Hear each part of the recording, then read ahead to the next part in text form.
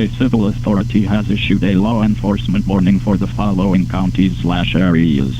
Lampasas, TX, at 3:36 p.m. on November 18, 2020, effective until 7:36 p.m. Message from EAS Cap. Multiple law enforcement agencies are in your area searching for a subject that is armed and dangerous. Subject is white male, last seen wearing a blue shirt and pants and a ball cap. If you see someone that meets this description, stay in your home or car and call your local law enforcement.